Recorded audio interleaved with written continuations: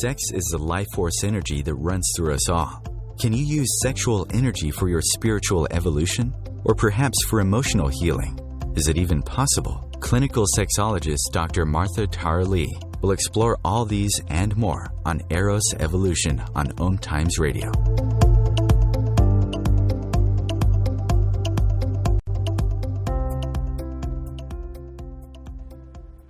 Welcome to Eros Evolution, where sexuality and spirituality meets. My name is Dr. Martha Tara Lee, or Martha, and I am a clinical sexologist. I operate from Singapore, and my company is called Eros Coaching. You can find me on eroscoaching.com. So today, the title of our show is Exploring God as Eros. Christianity has emphasized the shame and guilt of our sexual needs and desires so much that even those who are religious or Christian still wonder if a person of faith can legitimately celebrate sexual pleasure and sexual freedom. But the Beverly Dale challenges all sex negativity with a different view of the Christian message. She says it is time to celebrate the sexual body. So let me introduce my guest today. Her name is, we address her as Rev Bev, and she is an ordained Christian clergy in the Christian Church, Disciples of the Christ, and a graduate of the Chicago Theological Seminary.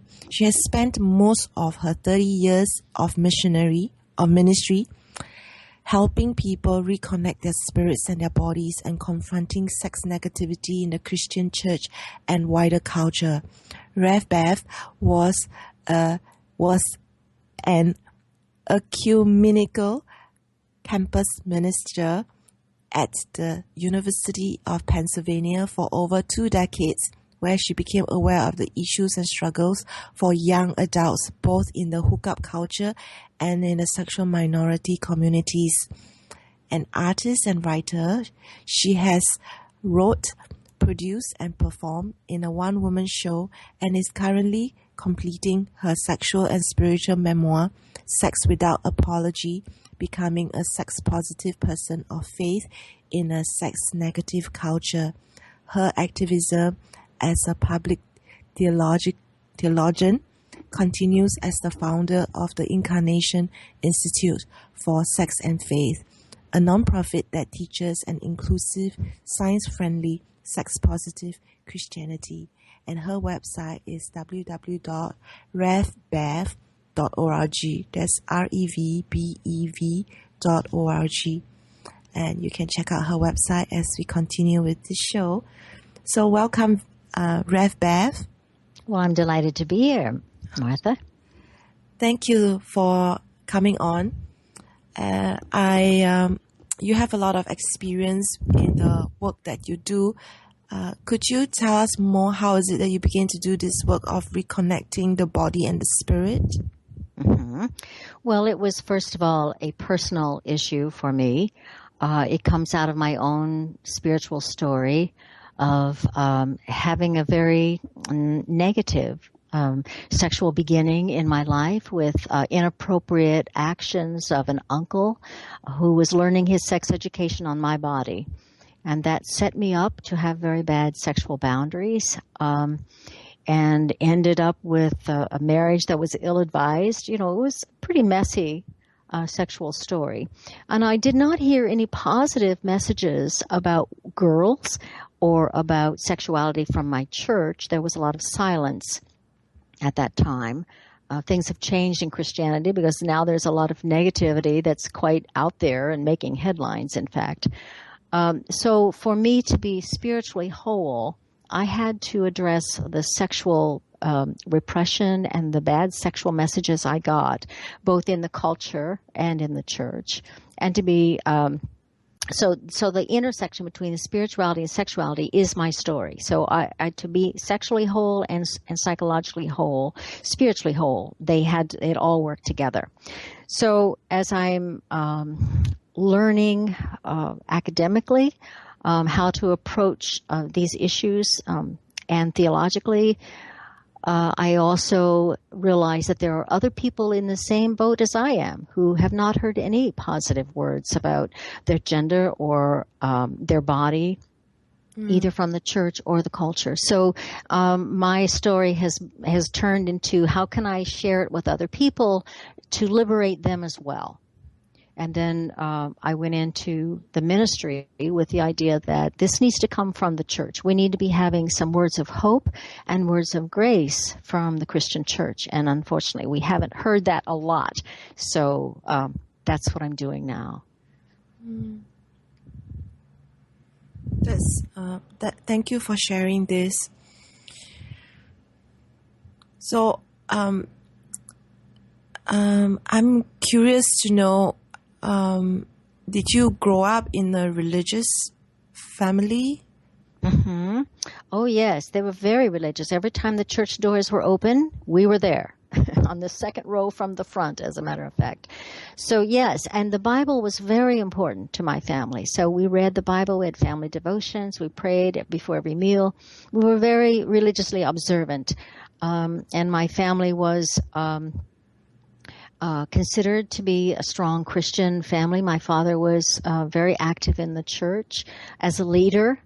But I grew up in a Christian church that did not empower girls. They, even today, still do not allow women to be ministers.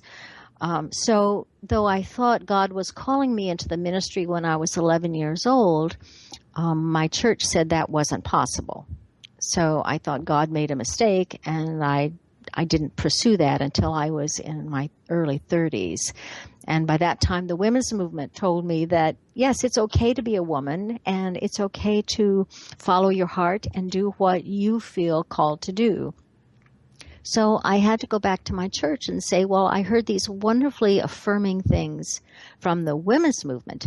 Why didn't I hear it from the church? And so that began my struggle to try to figure out what was culture or Western culture in the interpretations of the Bible and in church teachings, and what is truth and what is helpful to our spiritual journey.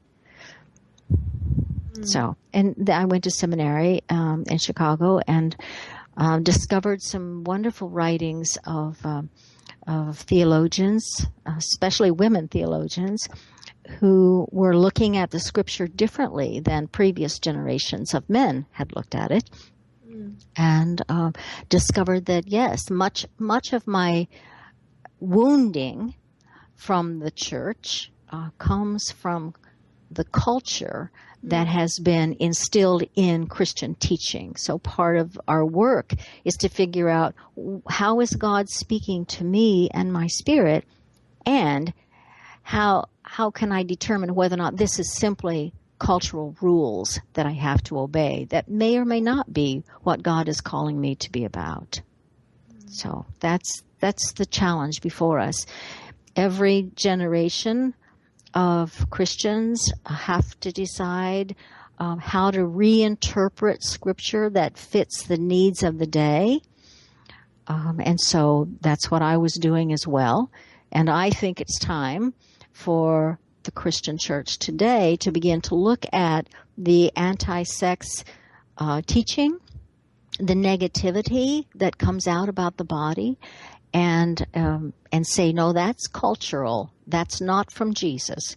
That's not what we should be teaching and living. In fact, there's a lot of damage that happens to people when we tell them their bodies are ugly, or they are second-class citizens, or some people are more important because of the color of their skin or how much money they have. You know, that's not good Christianity, and yet it's related to our bodies. And so we need to look at bodies differently. Thank you so much for sharing. It seems like you really been through quite a journey, you know, in your personal life with regards to your sexuality, and also with your spirituality, finding that you can actually be a minister.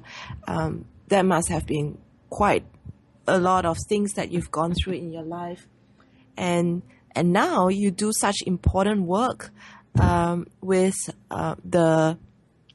your memoir that's going to come out, and also with the Incarnation Institute for Sex and Faith that you started. Mm-hmm. Yeah, I'm excited about it. I am what you call a senior citizen at this point. So it took me my whole life to kind of figure these things out and get to the point where I can say I need to speak my truth now. And my truth is that the church doesn't understand the body.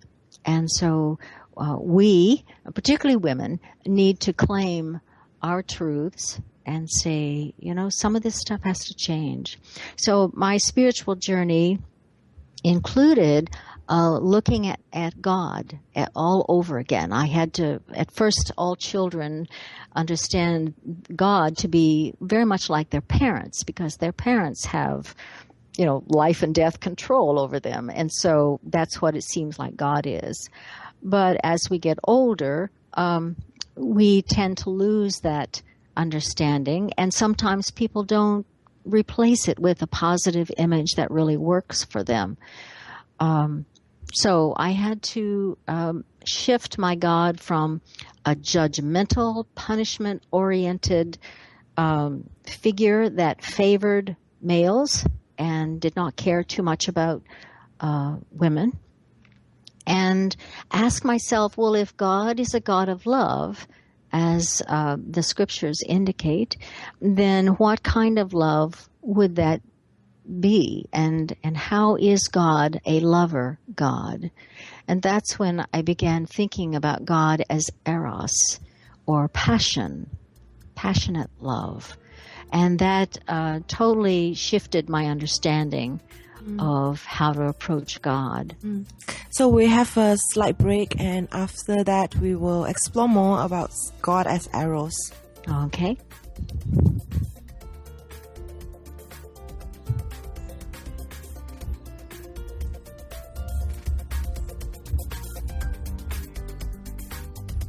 The future of internet radio is here. Om Times Radio. IOM FM. Have you bought into the idea that you have to work hard for your money, that business is hard? I will share some dynamic access consciousness tools to get you out of your own way so you can create a business that actually succeeds. Join me, Simone Millisers, on The Joy of Business at 4 p.m. Mondays Eastern. What if living didn't have to be so serious? What if you could move beyond your problems with greater confidence and ease than you've ever imagined? Throw your labels out the window and join the Irreverent Therapist for practical tips and a very different way of approaching the changes you would like to create. Marilyn Bradford and Pam Hodling have empowered hundreds of people to come out of self-judgment, quit looking to experts, and begin to create the lives they desire. Join us Wednesdays at 7 p.m. Eastern on the Irreverent Therapist Show. Host your show on IOM FM, the radio network of Om Times Media, one of the more recognized brand names in the conscious community, and is backed by the extensive marketing reach of Om Times. Hosting a show on IOM FM immediately connects you with our extensive dedicated community.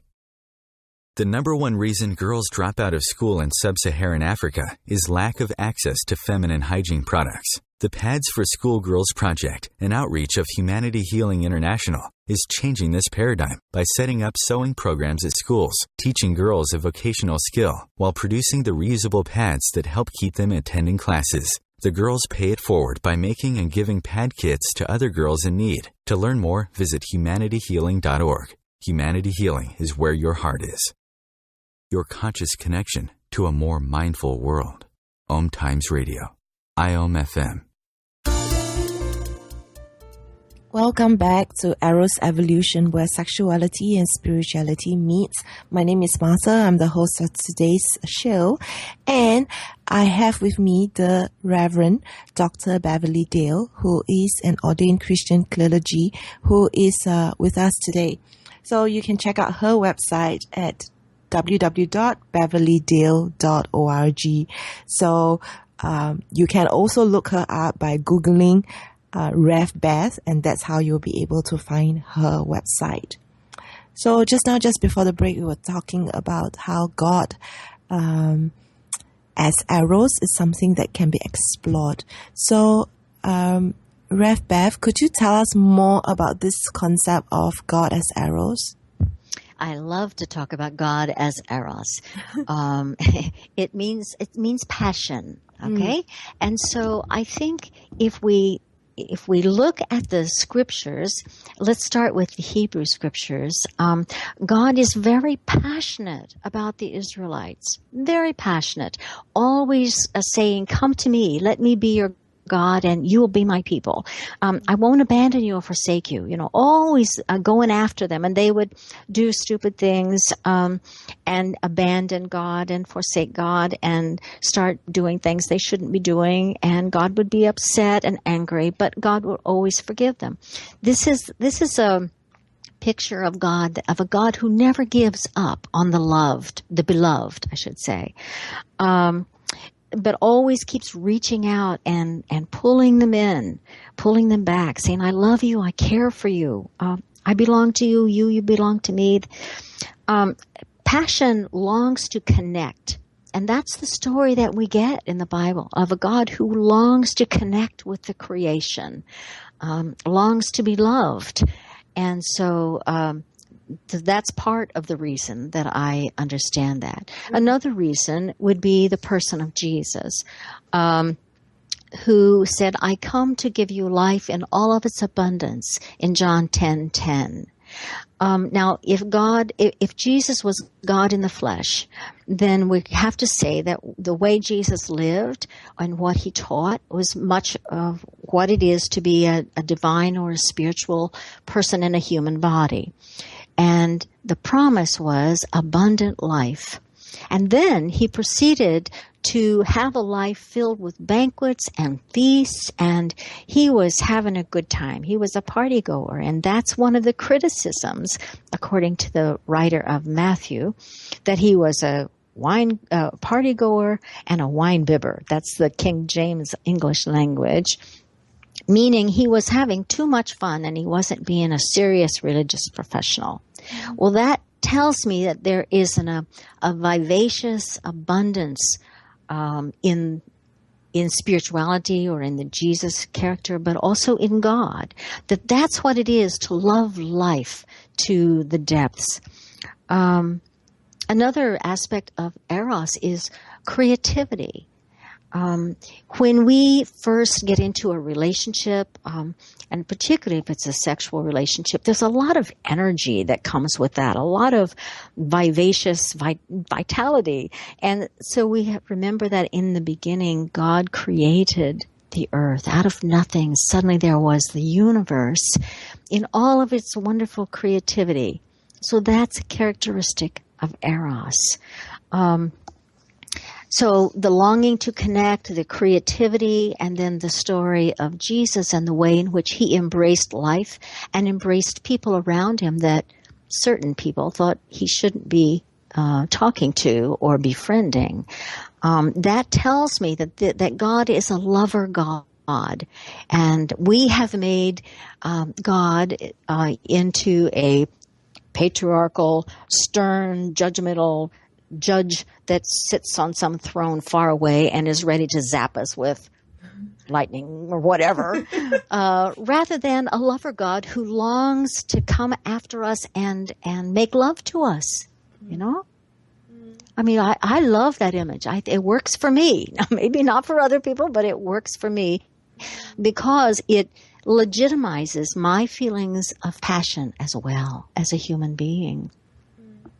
It's good to be passionate about life and passionate about our bodies because God is passionate about life. Remember when Joshua went into the land of Canaan, and God says to them when they return, "I set before you life and death. Choose life."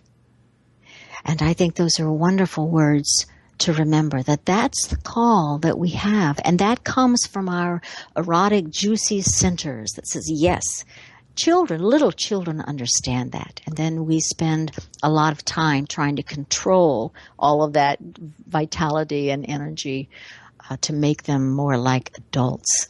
But I think there's something to be said for being passionate and having that energy flow through our bodies in whatever form. It can be through the art that we create. It can be in our bedrooms with our intimate others.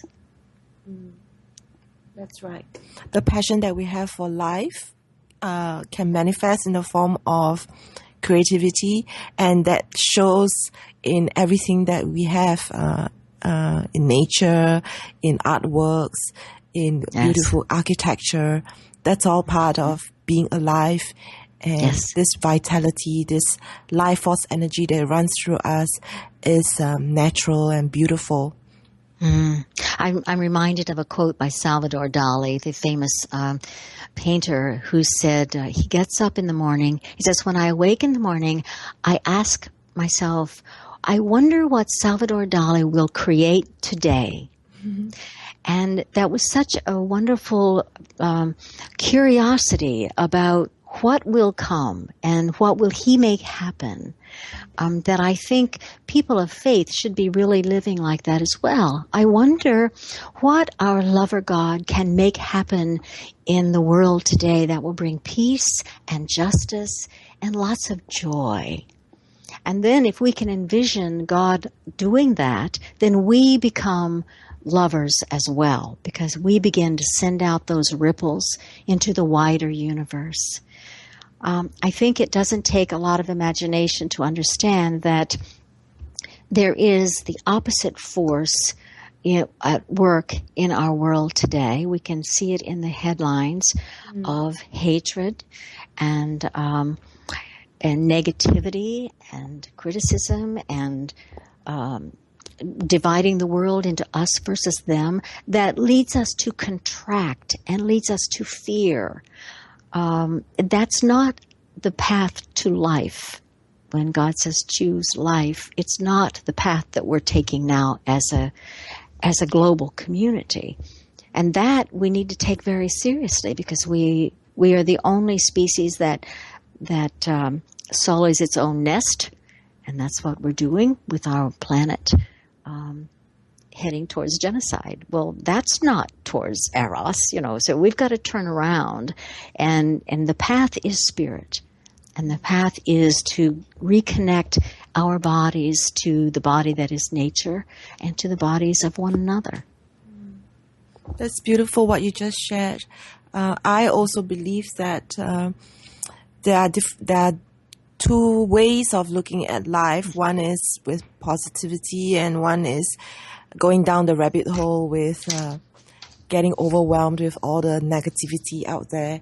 So choosing to look at life where there is going to be more peace and more justice and more joy on a daily basis will help us to just feel more positive, help us to be more empowered and be able to impact the world in a much better way. And this doesn't just apply to Christians, I think all of us want to be better people, and we are seeking God in our own ways. And Christianity is definitely one of the ways that has really been misinterpreted and misconstrued in so many cultures. So I'm just curious, what do you think about this whole concept by, I guess, feminists who ask, who challenge and say, well, why can't God be a woman? Do you believe there's any merit in this belief that God could be a woman? Let me answer that by saying I believe it's a good question. I've been asked that before. I believe whoever our God is will shape our understanding of how to be in the world. So if we believe that God is a masculine God who judges and has a lot of rules, then we will become very judgmental ourselves. But if we believe in, for example, for women particularly, if we believe that God is a nurturer and a feminine, then that will allow us to feel positive about our own bodies and about being a woman, but also that God cares for the universe and cares for us, maybe holding us and rocking us when we cry. So there are lots of metaphors and images of God in the Bible that we could use. A midwife is another one. But just keep in mind that all metaphors are partial and don't completely work, because they're just metaphors, but they point to something else. And the important thing is, what does it lead us toward? If it leads us towards love and grace and acts of mercy, then we've got the right image for us.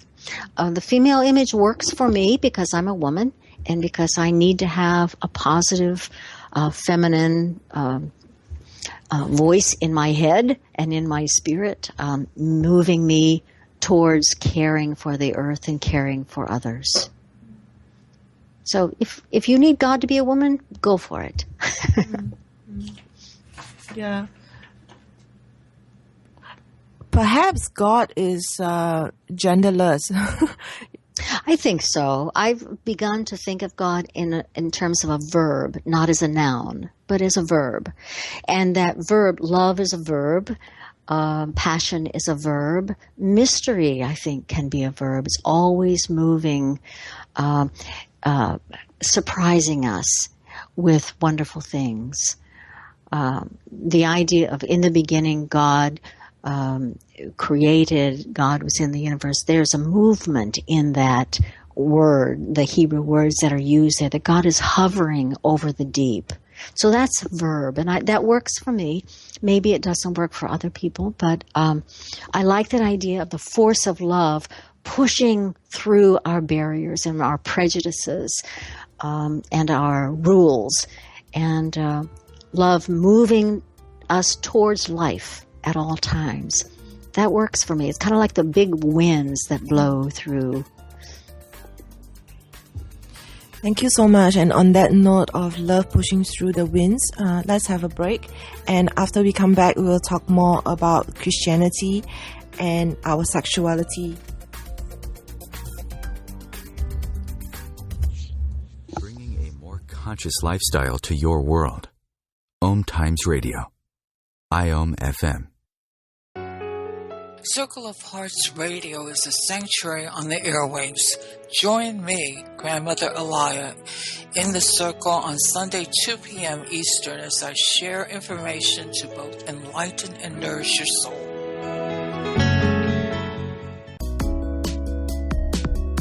Radio Namaste leads you down the yellow brick road into portals of consciousness with the blue collar goddess as your host. Interviews with humans who could be famous or just popular, and answers to everything are on the agenda. Tune into Om Times Radio and drop in on Thursdays at 3 Eastern. It's a different brand of enlightenment. Being a radio host on IOM FM allows you to build your show on a rich platform with the power of the internet to fulfill your outreach goals and connect with a very specialized and global online audience, unlimited by time and distance.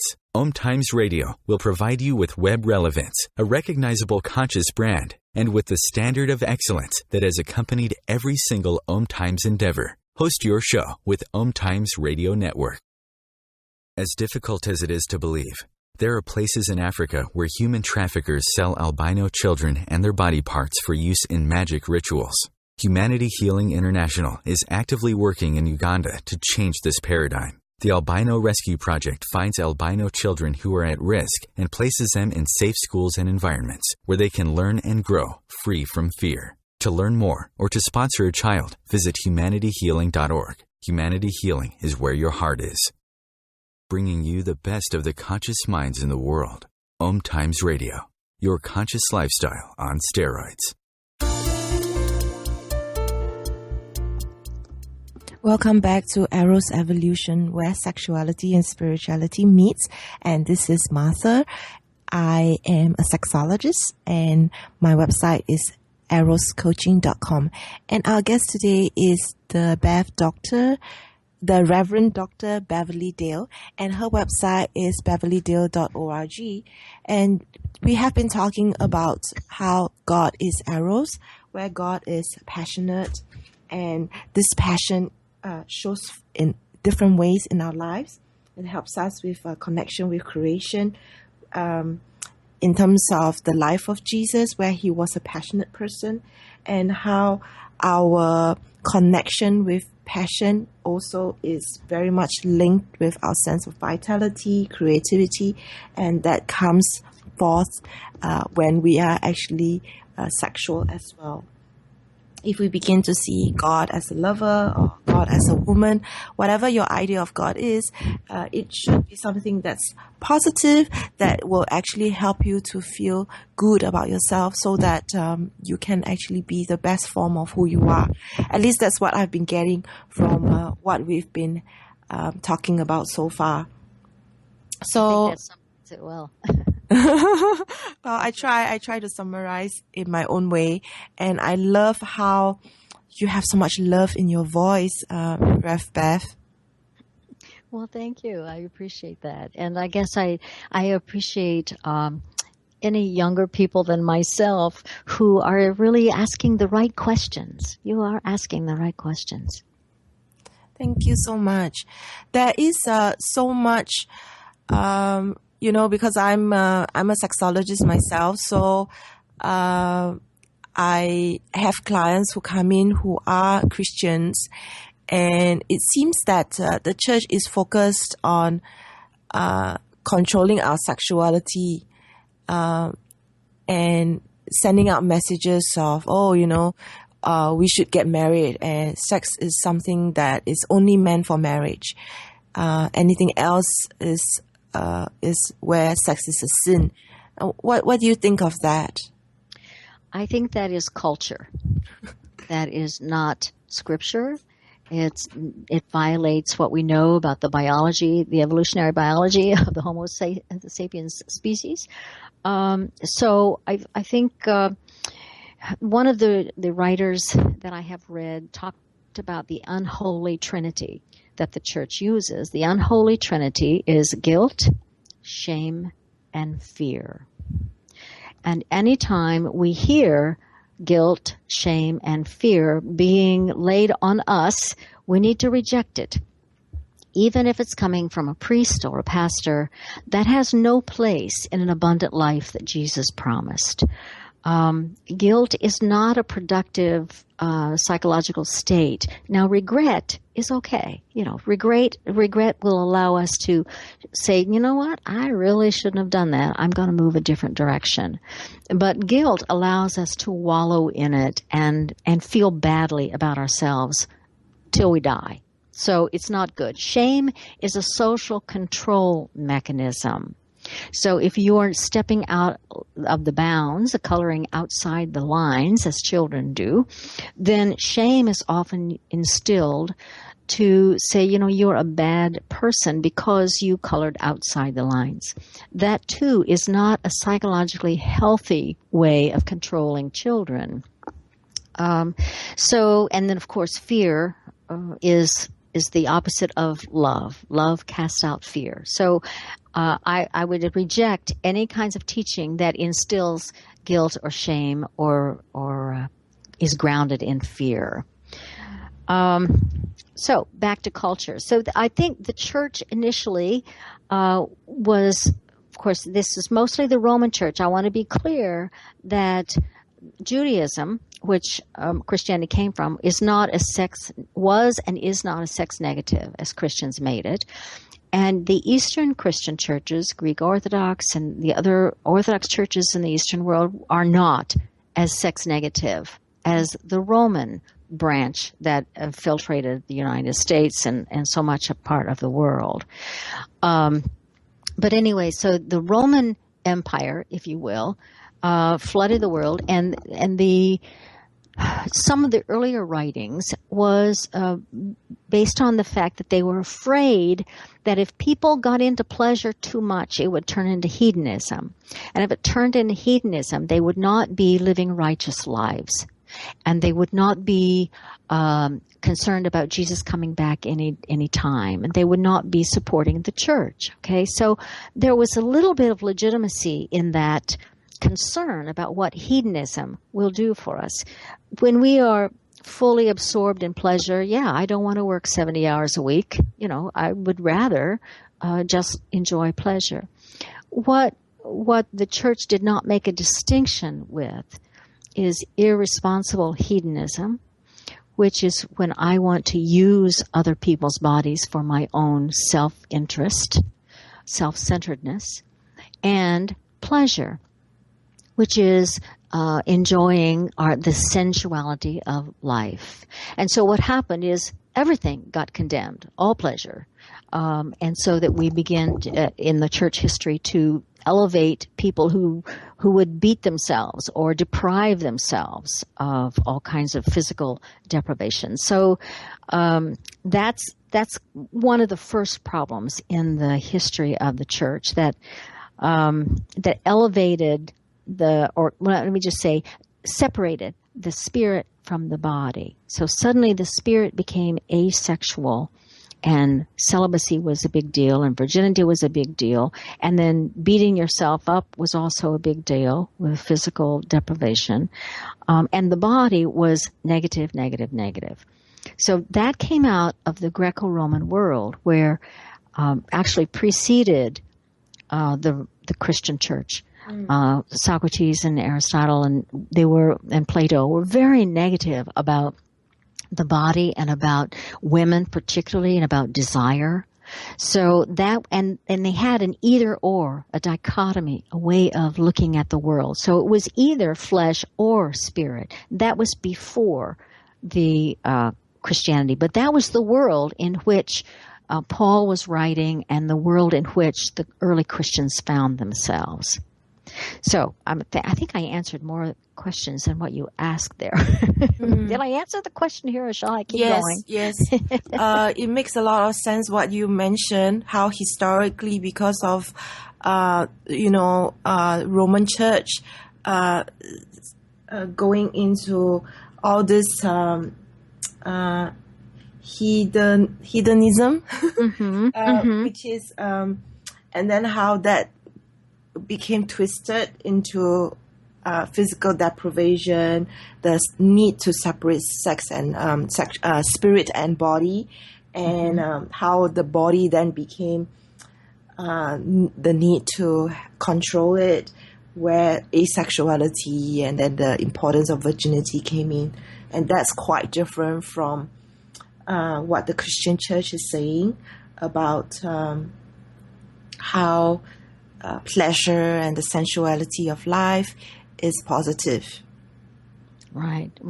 And so much of the church then, because the early leaders in the Roman world knew of the power of pleasure, they wanted to control it and repress it. And so the only way they could see that would adequately control it was to put it under the umbrella of monogamous marriage. And so then in marriage, it's supposed to be bliss and wonderful, and you're supposed to forget all of those years of repression and negativity that you heard. So it's not a very helpful way of presenting it at all. After years of repressing one's sexuality and connection with their bodies, lots of people will have problems with being able to express themselves openly and freely, even in the context of a committed relationship. Yes, I have found that to be true, and it's a shame. It's really, because it doesn't have to be that way. That's it. It does not have to be that way. That we are to be personally discerning what is right for us in our intimate lives. This is something that should be decided by ourselves and not by a priest or a legislator or anybody else, a neighbor or a mother. It's our lives and it's our bodies. Now, we need people to help us decide whether or not we are being clear in our vision about whether or not a relationship is ready to move into the physical, for example. So it's good to have friends that we can talk to about whether or not we're seeing clearly or discerning the spirit clearly. But actually, it really should be a matter of conscience and a matter of being able to determine where's the relationship? Does it work? Is it, have we considered the consequences? Are we being clear? Are we talking honestly with one another? Because that's another thing. When we repress sex, we don't talk about it. And when we don't talk about it, we make a lot of mistakes in terms of making assumptions we should not be making. Yeah, I really agree with you on all these points that you're saying, because people who are, I found they don't have, especially in Asia, where kids are supposed to keep quiet and not say anything and then just study hard so that they can have a good job and career down the road when they grow up. They actually grow up not having what you call personal discernment, and they don't know how to exercise it, just like how we exercise a muscle. And it becomes quite challenging when we grow up, because we don't really know how to make decisions for ourselves. So I do get asked a lot of questions along what's normal, what's right, as if I'm the thermometer of that for them. And that really stems from lack of confidence in making their own decisions. And it's very much linked back with what you're saying, how sexuality is suppressed and not talked about. So am I right to say that you're probably one of the few people who actually talks about sexuality in the religious context of Christianity? Well, in a positive way. There are many who talk about it in a negative way and a restrictive way. There are writers that I read and who say wonderful things. I do have a bibliography on my website, so that might be helpful to people if they would like to check that out, of theologians who write very positively about the body. But I guess my interest are those people who, like yourself, may be sitting in a pew and they're not hearing anything positive about God and the body. So that's where I want to be focusing my attention. That's wonderful. So after this break, we'll explore more about sexuality and the Bible. Okay.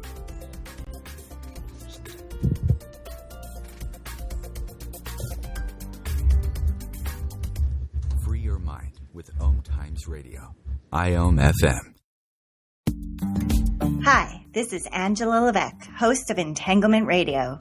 Join me Wednesdays at 12 p.m. Eastern for inspiring conversations with visionaries in spiritual science and conscious healing. Entanglement Radio, Wednesdays at 12 p.m. Eastern. Transcendent talk for the conscious mind. Hi, this is Sylvia Henderson, intuitive life coach and energy healer. Are you ready to elevate and rise way above your normal? Be sure to listen to my show, Intuitive Transformations, on Om Times Radio, Sunday evenings at 9 p.m. Eastern. Get the inspiration you need to transform your life. Host your show on IOM FM, the radio network of Om Times Media, one of the more recognized brand names in the conscious community, and is backed by the extensive marketing reach of Om Times. Hosting a show on IOM FM immediately connects you with our extensive dedicated community. What if business could be fun? What if business is the adventure of living? What are you choosing? Where do you do business that makes it easier, more fun, or more joyful for you? We'd love to see where you do business. Connect with us on Instagram at Joy of Business or Twitter at Joy of Business, and share your pictures with hashtags BusinessDoneWhere and Joy of Business. Let's change the world with business. The best of the holistic, spiritual, and conscious world. Om Times Radio. IOM FM. Welcome back to Eros Evolution. You are listening to Eros Evolution on the Om Times Radio Network. You can share this show with your friends by sharing them this link, omtimes.com/mobile. With this link, your friends will be able to listen to the radio show without needing to download any application. How convenient is that? So let's come back to the show. And I would like to ask the question of sex positivity and the Bible. Is there any mention in the Bible about sex being important and positive, Rev Bev? we have to read between the lines on that.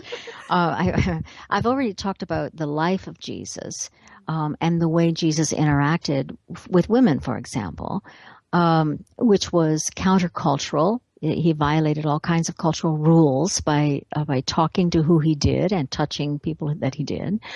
And there's certainly a wonderful erotic book called The Song of Songs in there, which is an erotic poem, probably not at all written by King Solomon. That was a rumor.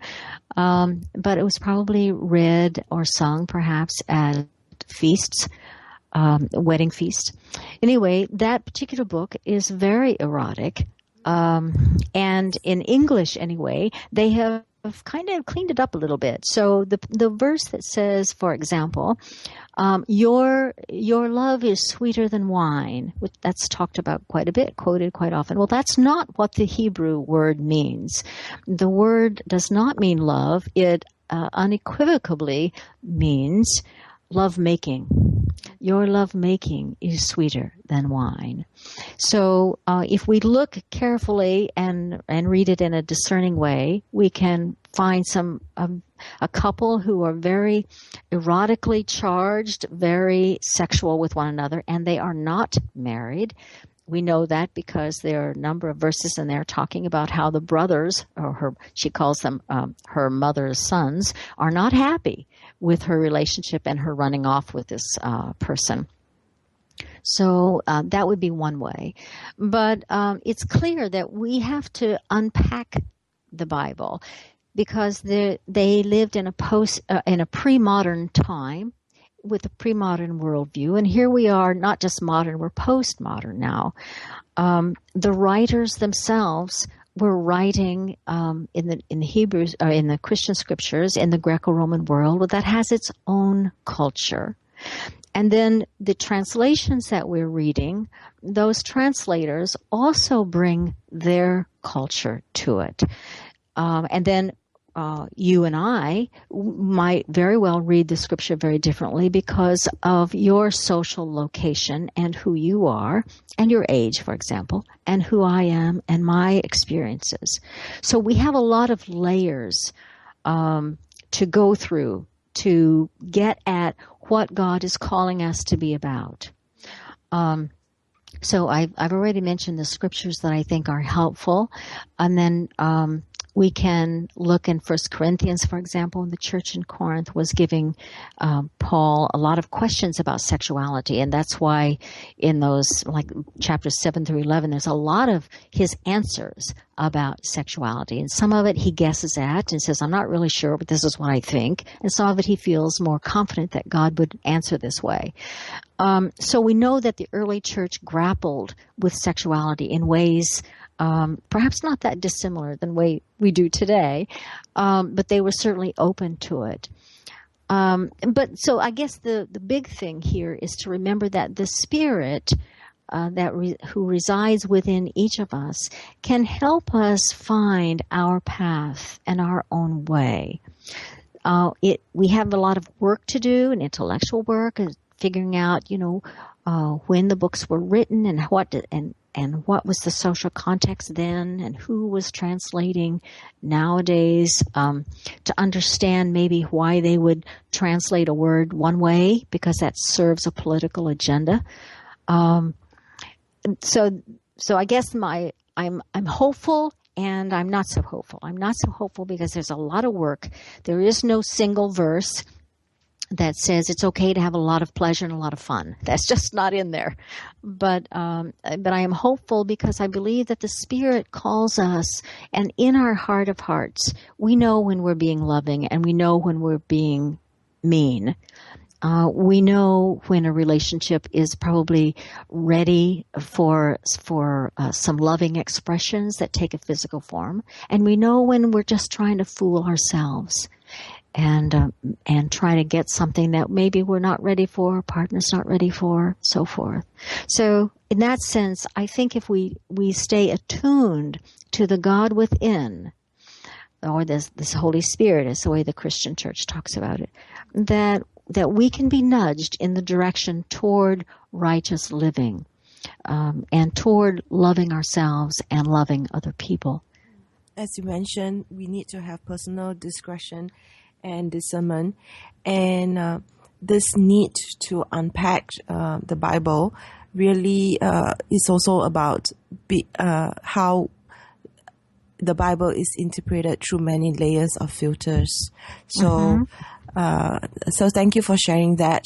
So, I was just wondering, how you feel we can now connect or reconnect with our bodies and our spirit.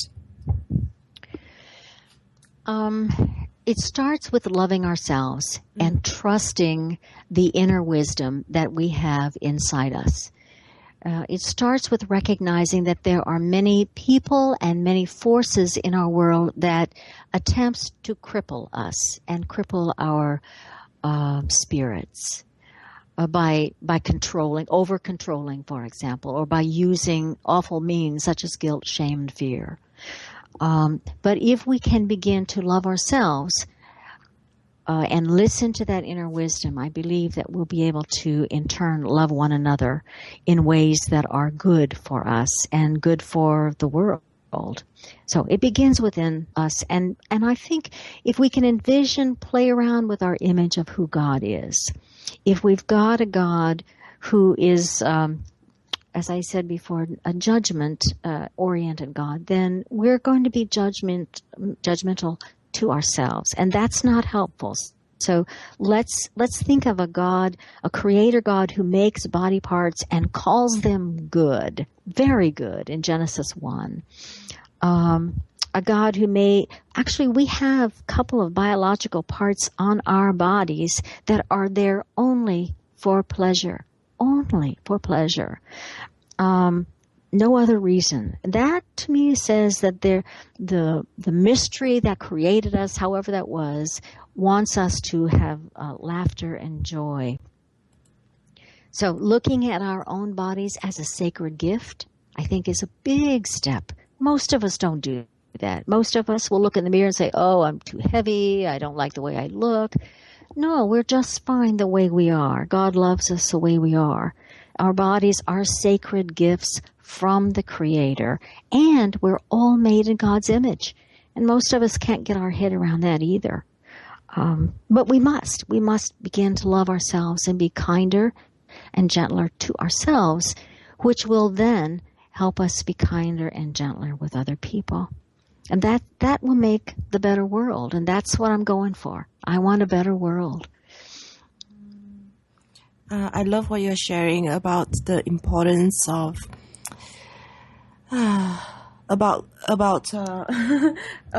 trusting and loving ourselves, and this can take the form of self-pleasuring, especially since these are biological parts that we were born with and created for pleasure. Tell us a little bit more about your Incarnation Institute. You've created this nonprofit, and I believe that there's some exciting work that's going to come forth from it. Could you tell us more? We are very excited. We are creating a curriculum that, first of all, for people who are religious leaders in their congregations, or people who are just asking the same questions you're asking, Martha, to teach them how to read the Bible in sex-positive ways. And so that curriculum is being developed, and we'll be holding classes on that. But what we're really going for is stage 3 is we want to put sex educators and counselors in the same room with Christian seminarians or Christian clergy and teach one another about each discipline, so that the scholars of the Bible will learn about sexuality. And the scholars of the body who already know about sexuality will learn about the Bible, and then send them out 2 by 2 like Jesus did to do the kind of work that I'm doing, to talk about, we don't have to live under the unholy Trinity. There is something better, and we can all be missionaries of pleasure. And I think that's the direction we need to be going, because the planet is crying out for joy and peace and justice. And that's where we'll go when we begin to love our own bodies. And I just want to give Jesus credit here, because when he was asked about the greatest commandment, he said to love God, but love your neighbor as you love yourself. So you cannot love others until you love yourself. So it begins with me loving myself and thinking I'm beautiful just the way I am, and then moving out to other people. Beautiful, just the way you are. I love that. So do check out the website, incarnationinstitute.org, and then you can subscribe to Rev Bev's newsletter by actually going to her website. That's beverlydale.org, and you can click on Stay Connected. So you can subscribe through there, and then you will be able to get news about Incarnation Institute as well. So that's incarnationinstitute.org. Next week, I'll be having the guest, Diane Merpal, and she is a professional sex coach and spiritual teacher. She calls herself the Canadian sex goddess, and she'll be talking about how sexuality is our natural birthright, and she will also be talking about the wounds such as guilt, shame, and our limited beliefs that causes trauma that happens to our sexuality. So join us next week on Eros Evolution, where we will be exploring more about tips, tools, and strategies on how you can unleash the sex goddess within you. This has been Dr. Martha Tara Lee, and this is Eros Evolution, where sexuality and spirituality meets. So thank you so much, Rev Bev, for being with us today. You're welcome, Martha. Thank you. And please check out my website as well. That's eroscoaching.com. Right now I'm having a campaign called Eco Sex, where every year I explore the topic of the link between our sexuality